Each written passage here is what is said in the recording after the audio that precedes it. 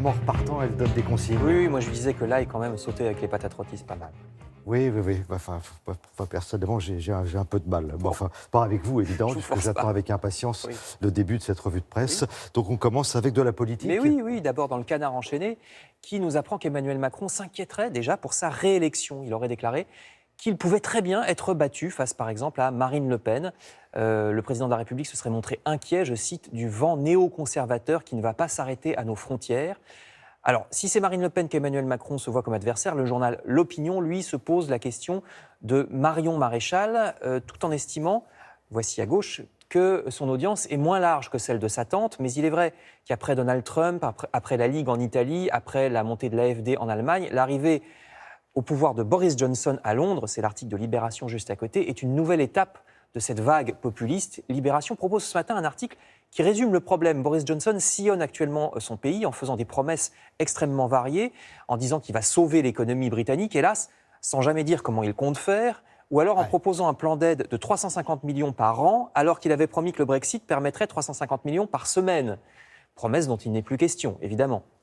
Le Figaro élargit le point de vue en faisant sa couverture sur les polémiques et la défiance généralisée envers les hommes politiques. Le journal nous apprend même que les étudiants de Sciences Po ne rêvent plus d'une carrière dans la politique.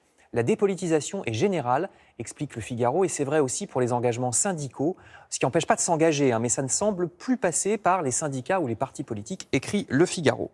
Alors un homme politique, justement, qui suscite la défiance de la presse de ce matin, c'est le ministre de l'Intérieur, Christophe Castaner, qui est affaibli, disent les Échos, fragilisé, renchérit le Figaro, et il suscite des doutes jusque dans la majorité, je cite le Figaro, qui dresse un portrait sévère de Christophe Castaner, qui serait considéré comme peu sérieux par certains membres même de son propre parti, d'autant qu'après sa gestion de la crise des Gilets jaunes, c'est désormais la mort, vous le savez, de Steve Mayakanisso, qui est l'objet des interrogations de la presse. Vive réaction après le rapport de l'IGPN, la police des polices, nous dit La Croix, c'est également la couverture de l'Humanité. Alors certes, l'IGPN justifie, nous dit le Figaro, l'opération policière de la nuit du 22 juin et considère que la police n'est pas impliquée dans la noyade de Steve, mais là aussi c'est la défiance, comme envers les politiques. Vous trouverez encore sur le site web du Parisien aujourd'hui en France les déclarations, par exemple, en juin dernier, de la patronne, ici à droite, de l'IGPN, qui, à propos de la crise des Gilets jaunes, refusait jusqu'au terme de violences policières, ce qui déjà avait beaucoup surpris les journaux à l'époque.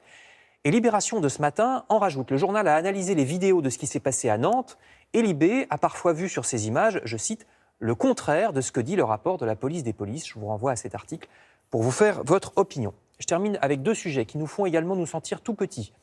Vous lirez toujours dans Libération un article effrayant sur la manière dont les ordinateurs nous excluent parfois. Comme tout est de plus en plus informatisé, comme les demandes d'aide sociale par exemple, eh bien Libé remarque que cette automatisation fait généralement augmenter le nombre des gens exclus par l'aide sociale. Sans compter que les algorithmes peuvent même vous étiqueter comme une personne à problème, ce qui ensuite est une étiquette qui vous colle à la peau. Véritable prise de pouvoir par les machines parce que nous avons renoncé à nous gouverner nous-mêmes, je cite Libé.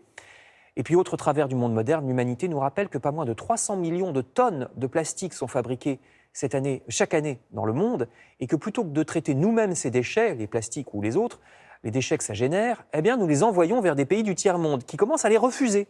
Et par conséquent, on ne sait plus quoi en faire. Donc pensons-y la prochaine fois qu'on sera sur le point d'acheter un nouvel objet dont on n'a peut-être pas réellement besoin. Je pense que vous en avez parlé hier, l'Indonésie qui a renvoyé... la Malaisie aussi. L'article de l'Humanité cite plusieurs pays qui disent « mais non, on n'en veut plus » et l'Occident ne sait plus quoi en faire. Eh oui.